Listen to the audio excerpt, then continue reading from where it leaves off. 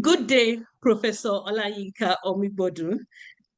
Very nice and pleased to have you on this interview segment where we are speaking with past presidents to highlight their journey, their experience, their thoughts, their dreams about IACAPAP and their legacy, for the association.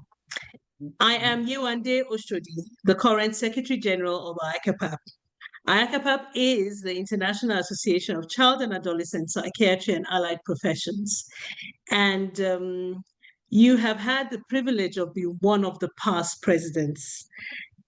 Can we meet you, Ma? Can you tell us a bit about yourself? Who are you? Who is Professor Olayinka Omigbodun? How do I start now? Well, let me say that I'm somebody that's I've always been very passionate about children, children's well-being, children's welfare.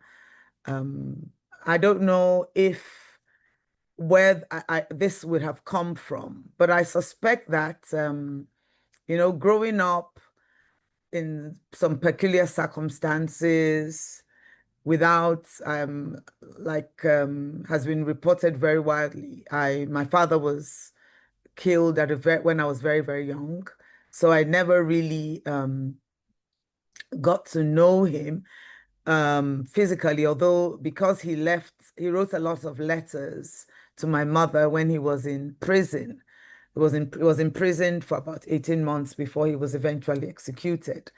I got to know him there, but I think growing up and seeing we had a lot of changes in our lives, moving from one place I went to several primary schools because we had to move around because of the peculiar circumstances we found ourselves in.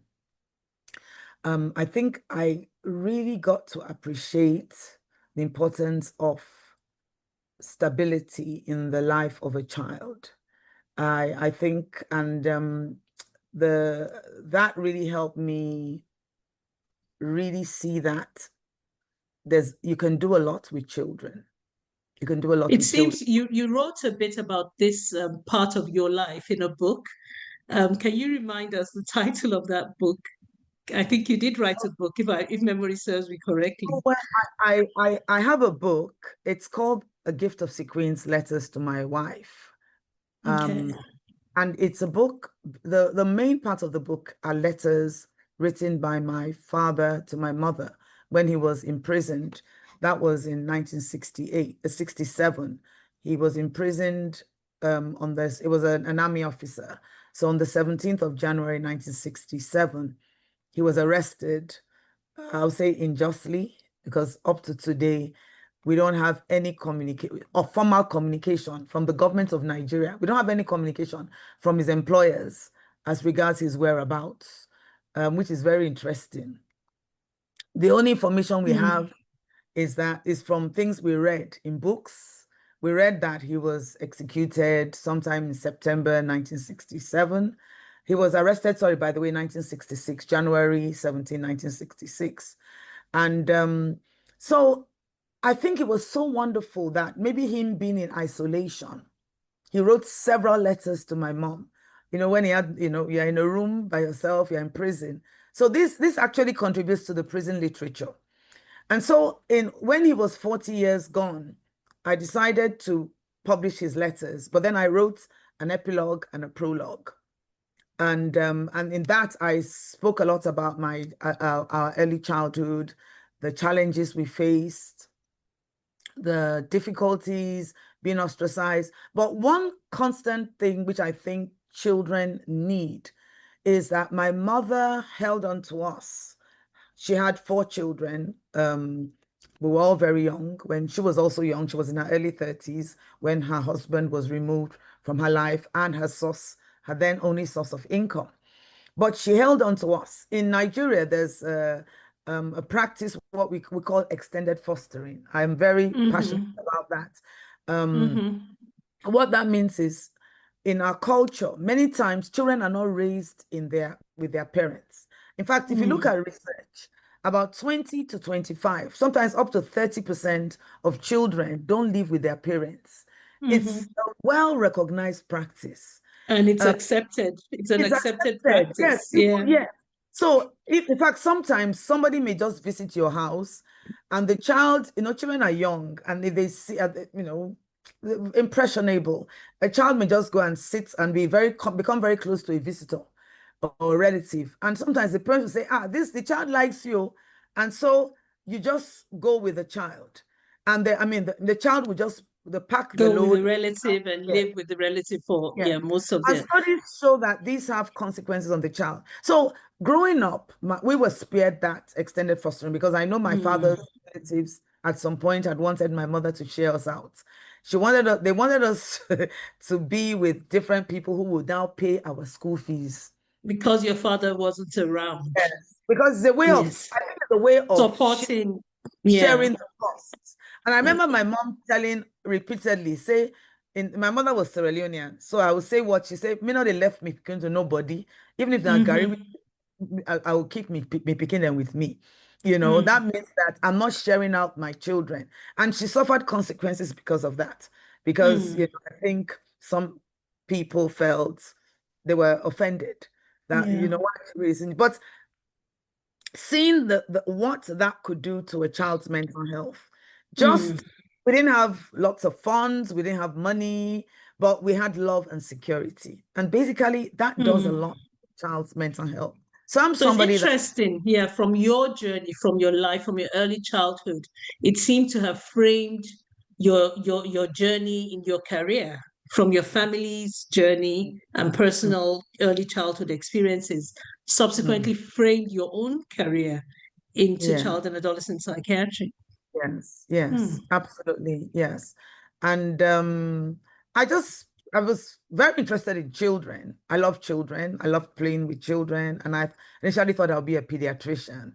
But then on my first day on the pediatric ward, in fact, the first 30 minutes on being on the pediatric ward when I was a medical student, I just decided that I couldn't cope with physically ill children. It was too traumatic.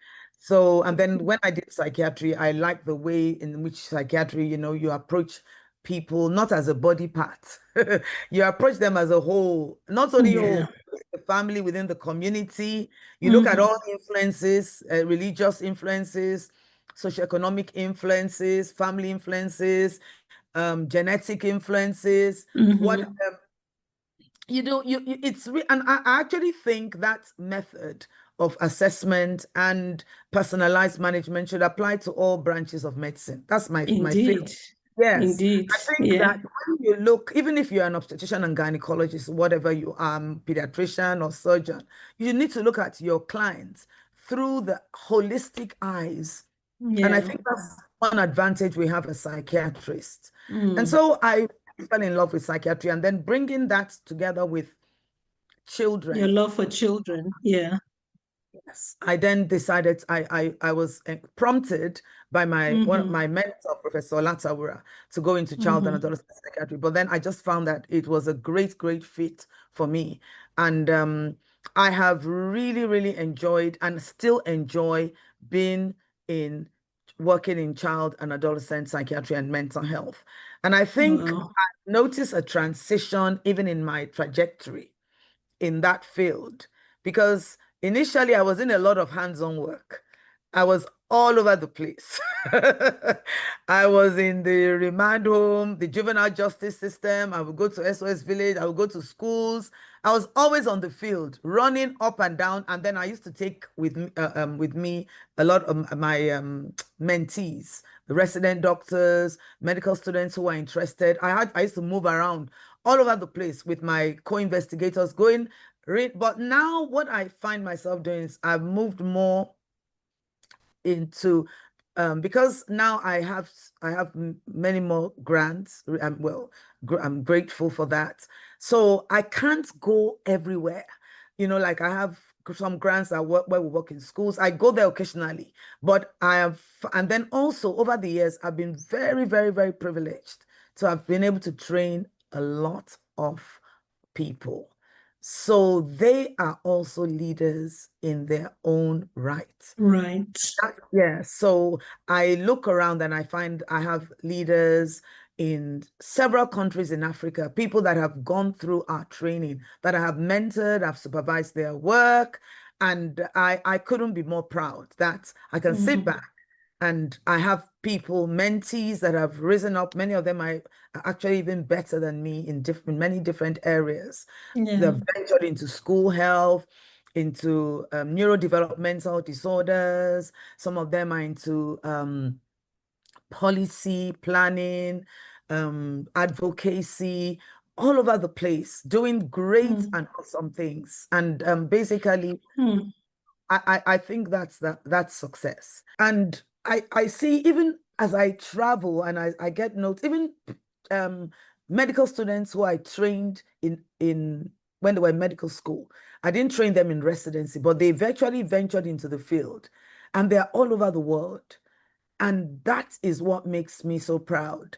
And I actually look forward. I mean, well, I'm running behind ahead of myself, but I think many of my mentees who are all over the world, I think that at a point there will be opportunity for them to actually serve in the areas that are most deprived, and that's on the African continent. Because I look at Africa and I see us, we still are very, very deprived in terms of child and adolescent mental health expertise, services, research. We're way, way behind.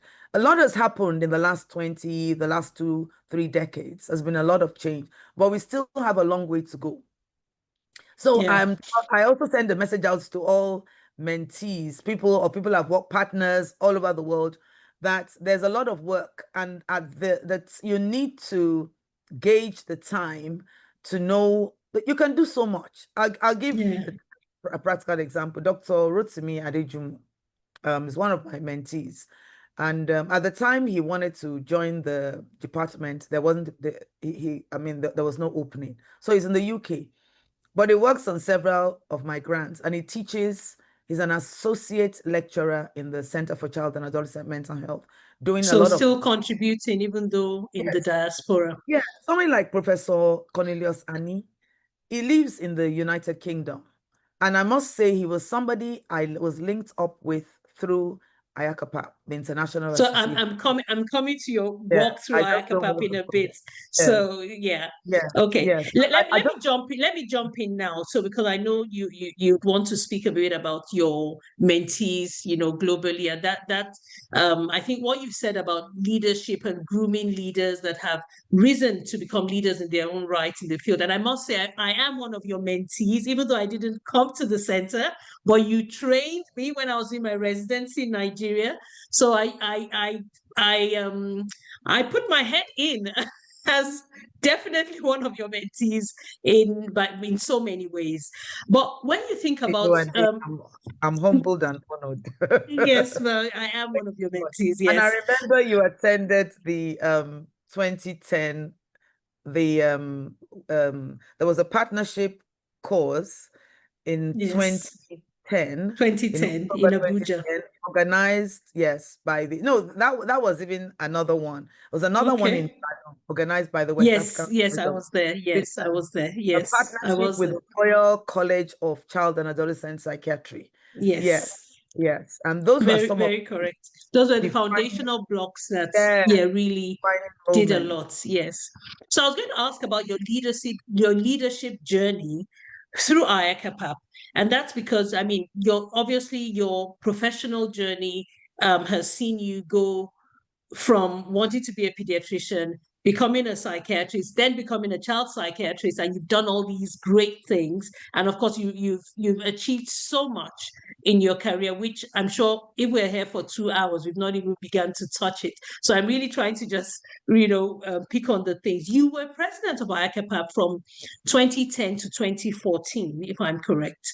And what was that leadership? What led up to that leadership position, and then what was it like?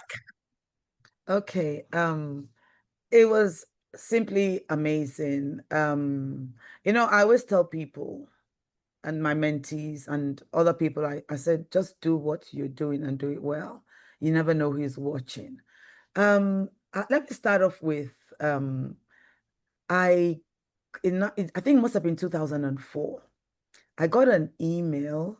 It was actually Professor Gureji that it just brought me an email because I was already working in child and adolescent psychiatry. In fact, all the services that were developed in where I work, Ibadan area for children and adolescents, both within the hospital, I developed them. I was working actively at research, service, training, and Professor Brian Robertson In sent, South yes, Africa. South Africa, yes, sent an email asking for Black child and adolescent psychiatrists to apply to come on the Donald Cohen Fellowship. That was the first cohort, the pioneer set of the Donald Cohen Fellowship that was to be in the conference in Berlin, the 2004 conference in Berlin. So I saw the email. I applied and I got taken. I was picked for the conference in Berlin. But I couldn't. It was a real battle because I almost didn't go because I couldn't get a visa. Not that I couldn't get a visa, I couldn't get access to the German embassy. There were serious problems then in Nigeria. I know people had filled up all the spaces. If you wanted to get an interview, you had to pay a bribe, and I was not doing that. I must acknowledge Professor Akikugbe of blessed memory because he was the one that got me an interview in Abuja. And then I was able to get a visa at the last moment. And then I had a poster presentation. In fact, when I arrived, I remember the day I was traveling, I rushed, I just wrapped my poster. It was actually published in one of the IACAPAP bulletins. I wrapped my poster, which, by the way, I displayed last week. I still have that poster. Every time I'll go and bring it and show you. The poster I'd done some work on 2,000 adolescents in rural and urban areas in Southwest Nigeria. And so I was presenting a part of that work at the conference, but I really felt, I felt very inferior. So I put up my poster. Eventually I got to Berlin. I put up my poster and I never stayed at the poster stand because I thought everybody else's poster was much better than mine and that it was, Anyway, suddenly I got a message. Someone said, Yinka, because we're all members of we're the pioneer set of the Donald Cohen team. Your poster won second prize. Me, I was shocked. So at that, my poster won second prize at the IACAPAP conference in 2004. And I think that was a really defining moment for me. And I remember at that conference, that was the conference where Professor Myron Belfer took over as president from Professor Helmut Remsmith. I was there in the audience, yes. And so I returned back home. And the next thing, I got a message that asking, they wanted to have a meeting in Brazzaville, Congo Brazzaville. That's where the WHO headquarters for Africa is. Is located, yeah. Asking for us that they wanted to have a meeting with child and adolescent psychiatrists. I must mention that Myron Belfer has been very instrumental in ensuring that low income areas of the world have access to child and adolescent mental health. And I must acknowledge Myron Belfer, Professor Belfer, yes. He was the past president at that time also, right? Okay. Yes. That time he was he was president in 2005. Okay. He was also seconded to WHO to lead the child and adolescent mental health desk in WHO at his own cost. So he was not being paid. He was using his own resources and leading the cause for child and adolescent mental health in the World Health Organization. So he got support on WHO to organize a meeting in Africa because as of then, there was really nothing coming from Africa with the exception of South Africa. So we all met in Brazzaville, people from East Africa. I went with Dr. Oluwayemi Ogun because I invited her to join me. So we both traveled to Brazzaville together. And there were people from other parts of Africa. And at that meeting, I did my best. And at the end of the meeting, I didn't know Myron had come to look for people. So Myron called me and said he wanted me to join IACAPAP as a presidential fellow. So he created a position for me to come on the EC, Executive Committee, in 2005. So that was how I became as a presidential fellow in the Executive Committee of Myron. And then a year later, in 2006, we had a meeting in Melbourne, in Australia. And I remember that meeting, quite a number of people came on as Donald Cohen Fellows. I remember we had Dr. Bella, Bella Usa was one of them. Late Dr. Muhyiddin Bakari was also, yes, a fellow. was a fellow, yes. And I remember we met other people along the way, and Bibilola Oladeji was also, she presented some work. She did her fellowship work on adolescents, although I think she ventured into other areas, but we all traveled together all the way to Melbourne. And it was a wonderful experience. And that was how I joined the executive committee. And then in between Melbourne 2006 and we had study groups. I was very privileged to be a part of the IACAPAP study group in Kenya. That was in 2007. And that was when the African Association for Child and Adolescent Psychiatry and Allied Professions was birthed. I co-led the study group with Myron, with Brian Robertson. And I must remember clearly that we had Myron Belfer came and several other people. And we had a cohort of people that attended, and it was wonderful. And the birth of the African Association for Child and Adolescent Mental Health. And I was there also. I can testify to that. Yeah.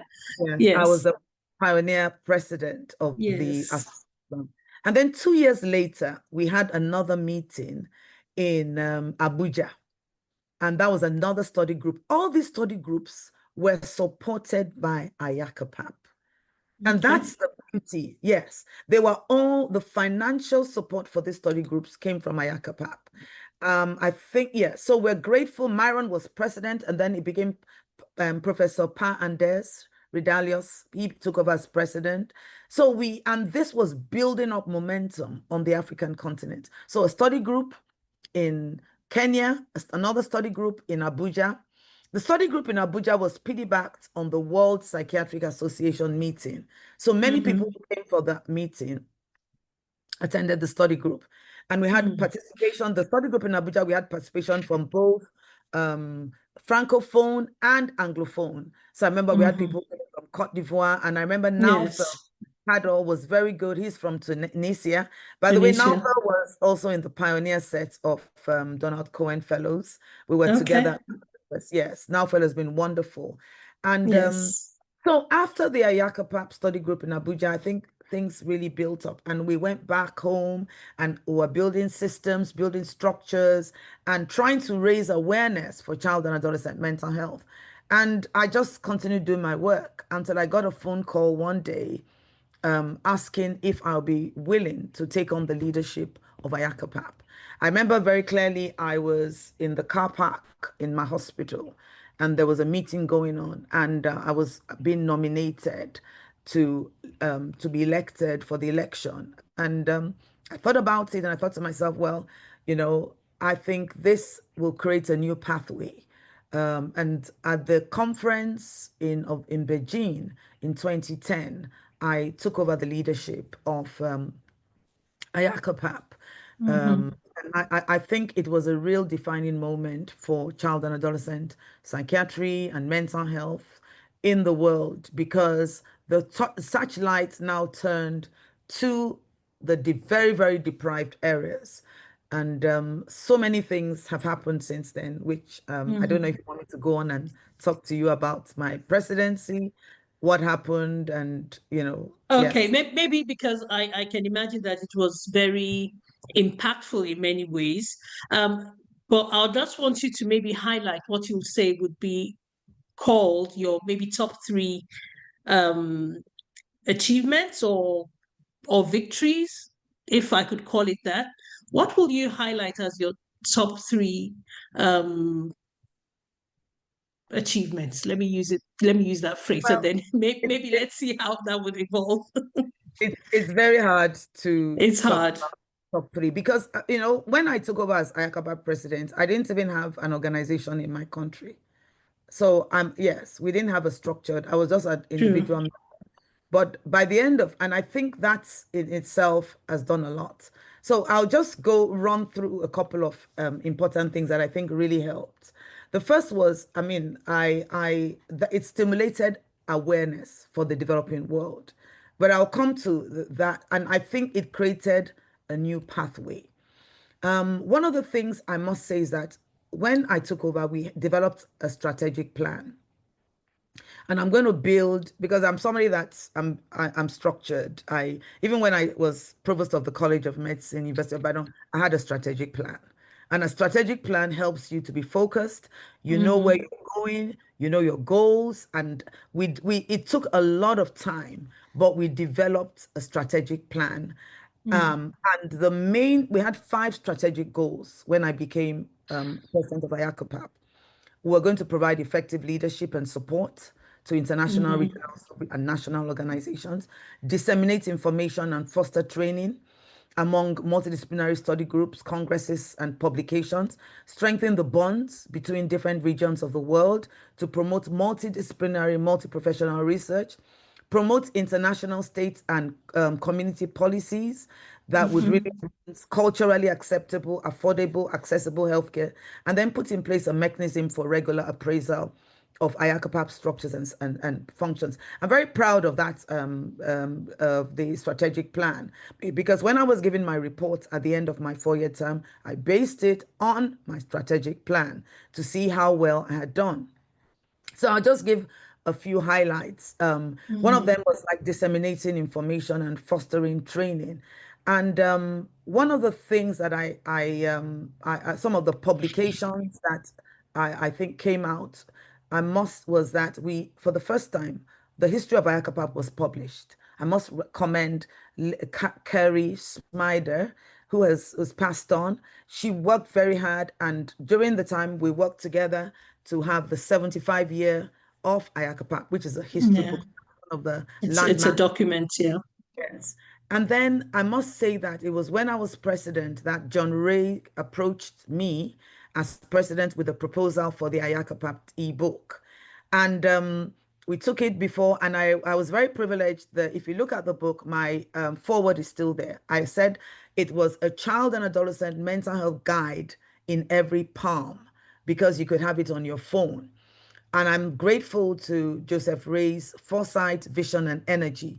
So it was during the time I was president that we were able to mobilize. And I remember the very first chapter, which was a chapter on mood disorders in children, was written by Joe and Dr. Bella Tolulokpe Bella Usa, who was one of my key mentees. Yeah. So that was, So the IACAPAP textbook was one of the things that was birthed during the time I was president. And then another thing that I must say, before I became president, we did not really have a web page as such. I remember my predecessor, Professor Ridalius, and his family had a kind of makeshift system.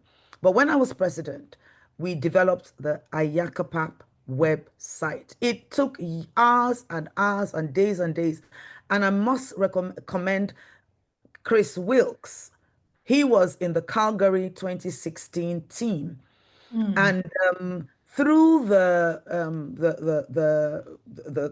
people that were going to host the conference, Sea to Sky, we were able to they freely helped us mount the IACAPAP website. I had to sit with other people and provide the information, but I must say it was a major breakthrough that IACAPAP had a decent website for an organization that was over 80 years old.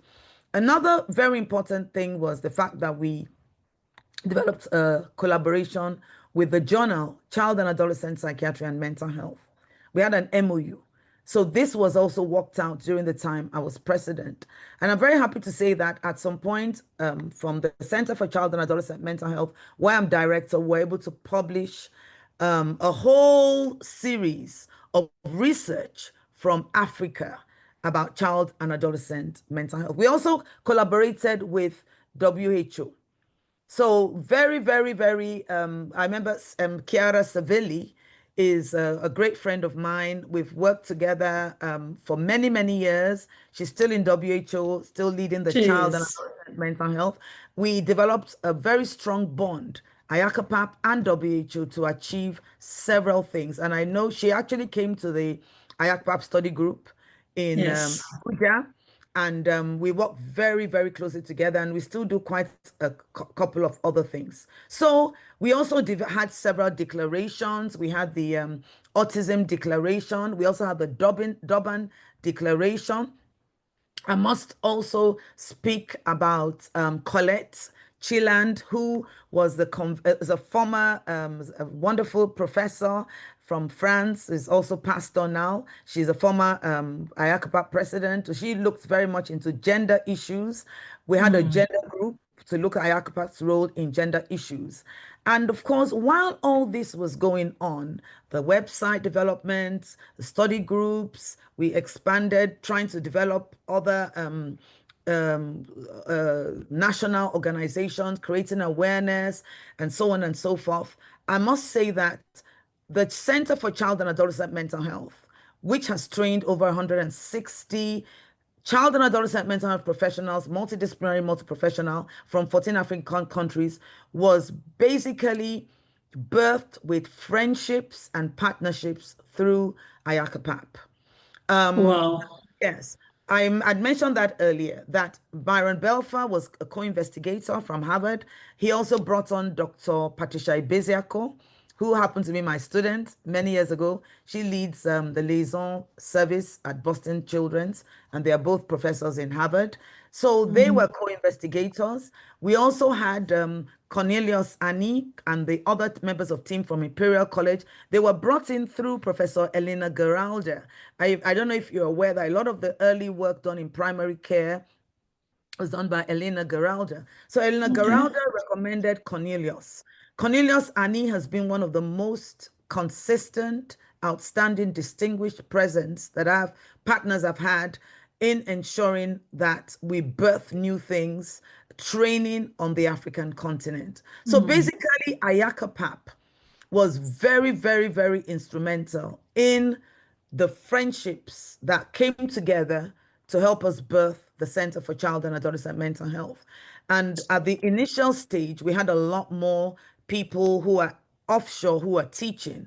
But as local capacity developed, we now were able to build on that and take over a lot of the teaching. So I think that IACAPAP has changed the trajectory of child and adolescent mental health on the African continent through providing funding, Yeah. capacity building, research, and so many areas. It's been So it's amazing the kind of network that you evolved into through the IACAPAP. That's what I'm hearing. Beyond your own personal journey, I can also see the offshoots of the networking and how that went into so many parts of your career, and also developing services and systems, and improving the future of child and adolescent mental health on the continent. So yeah. that's a big piece. Wow. Wow. And that's just probably the tip of the iceberg, I suspect. You probably have. So let me ask you, Prof, as we begin to, gently, you know, trim towards the end, what would you say would be relevant innovations that child and adolescent mental health professionals should be looking into for the future? It's there's no right answer, I imagine, but from someone with your wealth of experience and leadership and expertise, what do you see would be innovative avenues we should begin to think about as child mental health professionals globally, on the continent? Do you have any thoughts Yeah. around this? One of the things that the I think we need to tackle is a north-south divide with leadership of research. Hmm. and even the way that we are viewed on the continent with regards to research partnerships. I find that a lot of times we are part of research groups, and I mean this, but there needs to be a change both from our end and the end of the North. When I say North, I mean the Western world, that it's the better resourced areas. I would say we are differently resourced because we have a lot of other resources, Yeah. our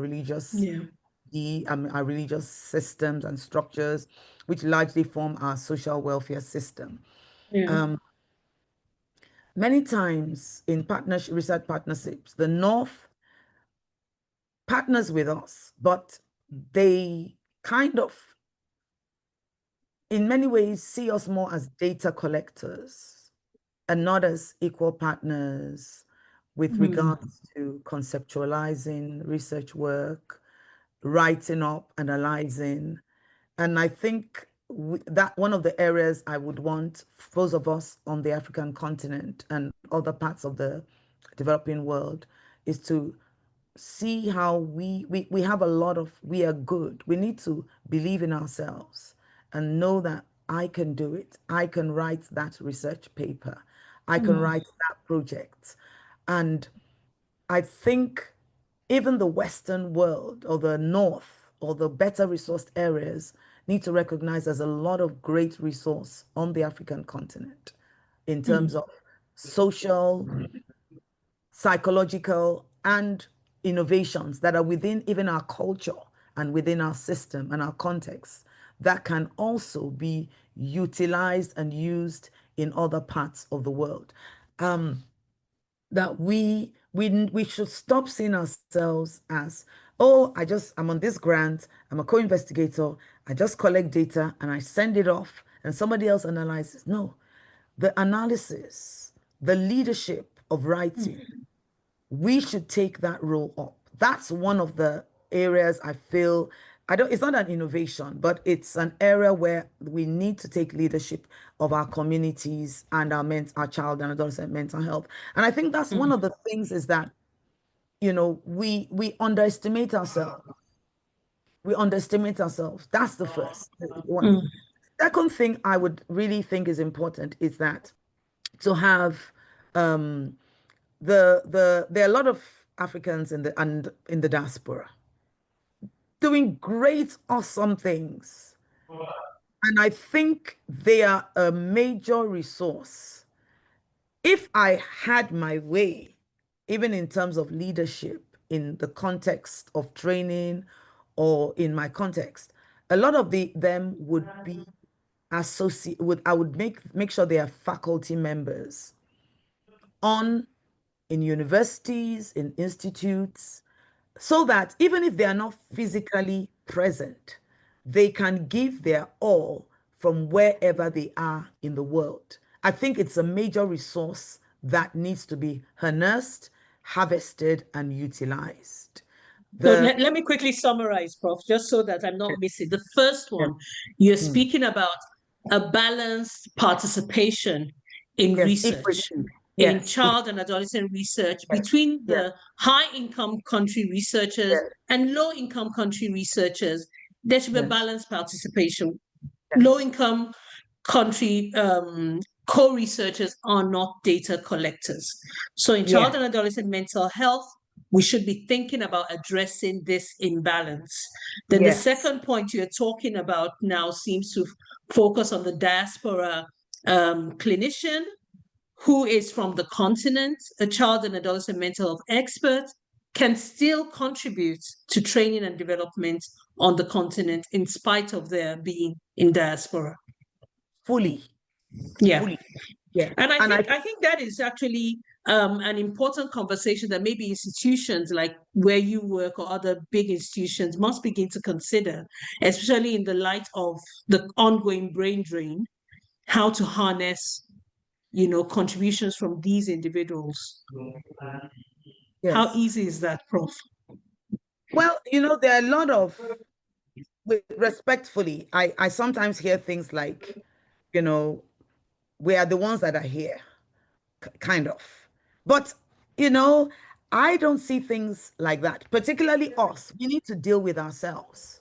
I even think and believe that if somebody is working abroad, we should be able to process their professorship through the same criteria and let them rise. So they are not physically here. They are working somewhere and they're publishing, but that they are part and parcel of our system. I think that's the major solution. And it will harness a great resource. It will improve our ranking. We will be able to share, we'll be able to partner with the North, sharing with us the culture, the context. It will revolutionize child and adolescent mental health care. I have an open mind to embrace people who have left, and I feel, and then they may decide once a year, they may come home to visit family, and then they can, maybe do on some on-site work for 1 week or 2 weeks. But I think that blockage of saying if they've gone, let them go, I think is wrong. I think we need to harness and work in complete partnership with all because they understand the context, they understand the culture. So that's another innovation. Yes. It is an Yeah. innovation. It's a massive innovation. And if someone that should listen is listening, it affects the low resource settings, like where you're based, and also not just medicine. Child and adolescent mental health can use it strategically to contribute to its training and development. So by all means, that's an amazing innovation, Prof. Do you have one last one to share? Any other thoughts? Let me push my luck. Yes, and then I think those of us who work in low and middle income countries, particularly like we need to unite. There's power in unity. And I remember recently there was a call for grants, and it was something on modeling. And I reached out to some modelers in East Africa and other parts.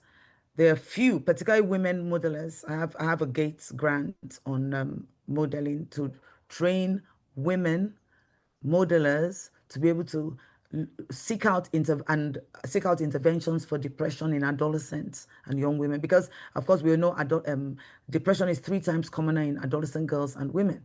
So I reached out, but later on they told me they rather partner with the West, they had invited them high income countries. Yeah, so we in the global, I don't know if we call ourselves South or a bit deprived in terms of resources, we rather partner with the North as regards to partnering with ourselves. Maybe there's a loss of confidence. It still boils down to not being data collected, but this is now dealing with ourselves. Yeah. That there's And a it's lot. maybe economical. Could it be an economical I don't drive? think Maybe. I don't think it's economical, because I got the grant. And I have partners, but I found that the other parts of Africa that I reached out to were not too keen to partner. So we need to also embrace ourselves and Within the partner, continent. within the continent and other parts, low and middle income, because we have a lot of similarities. I remember very clearly, I was amazed. I mean, this is one of my students. She's a child and adolescent psychiatrist in Nairobi, Kenya, Judy Kamau. I remember she saved up money. She wanted to train as a child and adolescent psychiatrist, and she had 2 options. And this is going to hit you too. She had an option to go to South Africa, to come to Ibadan. And she told me she chose to come to Ibadan because she said she was going to go back and work in Nairobi, Kenya. And she felt that Nairobi is very much, the context in Kenya will be very similar to what we have in Ibadan. So that she'll be able to, it will develop her in terms of research. She saw how we were developing services. So she came up, I mean, it was rough and tough, but she opted to come to Ibadan. And right now I have another student from Tanzania who has come. She's learning because the contexts are similar.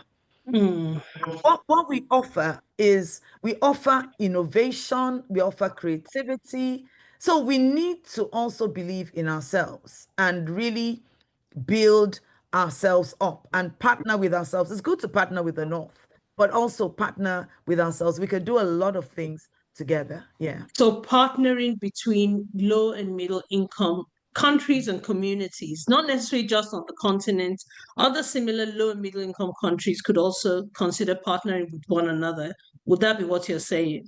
Yes, You know, developing policy together, advocating together, because the louder our voices, the more we will get attention. yeah, So and the if challenges are probably similar also. Yeah, so if Ibadan, Nigeria, Sierra Leone, Ghana, Nairobi, Ethiopia, we all work together and then send things to like Africa CDC or the African Union, we will get our governments will listen, or we come together, we do work together, and then we send our policy briefs to WHO and other multilateral organizations or IACAPAP. Hmm, The voices yeah. will be louder and louder.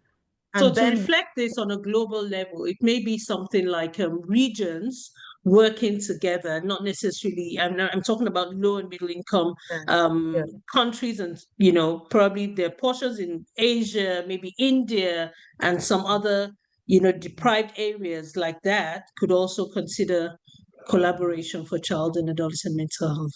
because Okay. we have issues. We have, issues of child brides, issues of out of school children. Like Nigeria has the highest number of out of school children. We have, things like violence. I think Mhm. countries have it all over Domestic the world. violence, yes, Yeah, yes. intimate partner violence, Poverty. yes, with sexual abuse, children living in very, very difficult, even this Abject, yeah. sweet children like the Almanjaris who are, and I always say something, Almanjari of yesterday, Boko Haram of today. Where did, things like that. So we have Mm, common issues that we can really work together to fight. But mm, and the one last thing about innovation is using the social media. I've watched Acido Foundation.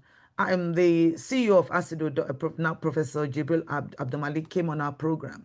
And one of the courses we took was on communicating health, which was led by Associate Professor Olayinka Omigbodun.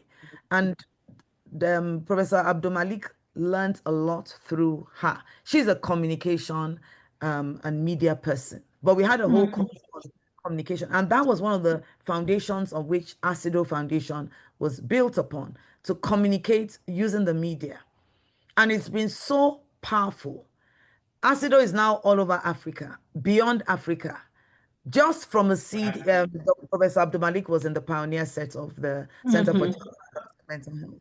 So you have Yeah. little seeds, and like I said, even within that, so showing that you can do a lot of things just with the media, changing trajectories, getting so many people to like things, particularly now that everybody has a phone.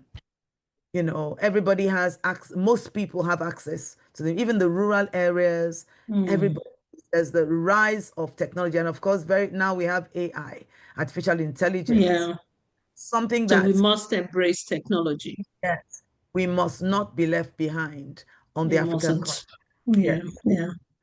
yes. Prof, thank you so much. It's been amazing speaking to you and listening to your thoughts around all of this and just learning from your journey. I'm going to round up with two final questions. My first question would be, how would you advise early career psychiatrists? What will be one major advice you'd give to them? Let me ask that. And the second one will be, what is the one thing you'd want to see IACAPAP do more on or to go into? What will that thing be for the future of IACAPAP that you dream to happen? So a word for the early career psychiatrist and a word for IACAPAP. What will those Yeah. things be? The first thing for early career, I think you can't work in isolation. Look for friends in the profession. Look for mentors. Um, I think that's is crucial. That don't stay in isolation. Try and see how you can belong to a group. however small the group is, be a part of the African Association for Child and Adolescent Mental Health, be part of your get together, 2 or 3 or 4 of you. You don't have to be 100, but you can, because, iron, I always say iron sharpens iron. You sharpen each, you encourage each other. And then if you have mentors, you can do a lot. I remember, when even the trajectories of some of my mentees, when I was talking, say, okay, no, Tolu, I think maybe Dr. Bella, can you do focus on school mental health? Dr. Yetunde Adeni, you focus on neurodevelopment. I notice and Dr. Professor Abdul Malik, policy, advocacy. You as a mentor, you can see a broader, and many times mentors too should also take care, because it's not about you, it's about them. So guiding, because you find sometimes people are all over the place, and at the end of it, they really don't know what they have done. So get a mentor and have partnerships, work together with partnerships. Now, with regards to IACAPAP, I would say that I remember when we had the conference in South Africa, 2014, when I 2014, when I yes. handed over to Professor Bruno Fabisi. Daniel. No, Bruno, yes, sorry. It was a battle to get visas. Though it was a real, but I was constantly calling, making calls. I had to reach the then minister, for foreign. It was a lot. Eventually, we had about 51 Nigerians participate. It was a Yes. real visas, and also funding. In the Center for Child and Adolescent Mental Health, which is a John D. and Catherine T. MacArthur Foundation fund, it was funded with seed money from there. We were able to sponsor about 15 people, 15 of our students, which was awesome, from Sierra Leone and Ghana, Nigeria, and so on. So I personally have not been able to attend an IACAPAP conference in the last couple of years, not because I didn't want to attend, but because it was in a place where I didn't have access. And I have a lot to offer, I believe. I couldn't go for the one in Dubai. I couldn't attend the one in Brazil. I paid my visa fees to attend the It was conference. a nightmare. Messages upon messages I could not access. I'm supposed to be attending the World Psychiatry Association meeting in Prague coming up in a few weeks' time, but I've not been able to access the embassy to get a visa. The last time we had a IACAPAP conference in Prague, luckily for me, I had a multiple entry visa from the Swiss embassy, and I was able to. I battled and battled. I was able to get a few spaces so people could attend. This time I contacted the World Psychiatry Association, the local committee, and said, oh, they're not having anything to do with visas. So IACAPAP, if you want attendance from low areas that have been, maybe those countries feel I want to run away into their countries or emigrate. I don't have any. I love my country. I'm very happy here. The air here is sweet and beautiful. There's lots of food in the marketplaces and so on, and I'm very fulfilled doing work here. But IACAPAP, if you're going to have a conference, you can't sit back and say, I'm not going to get involved in access.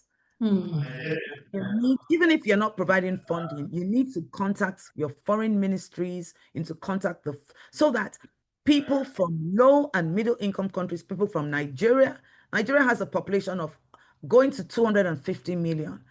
The projection is that by 2050, Nigeria would be number 7 in terms of population for adolescents. I mean, for worldwide population after India and China. And of that population, I think 60% are less than 25, and 50% or about is it about 40% are less than 14, and 1 in 5 of them would have a disorder of mental health condition. So That's an Nigeria, important population. Yeah. it's a very important population in the African continent. We have the largest proportion of young people. So we should not be locked out of international conferences.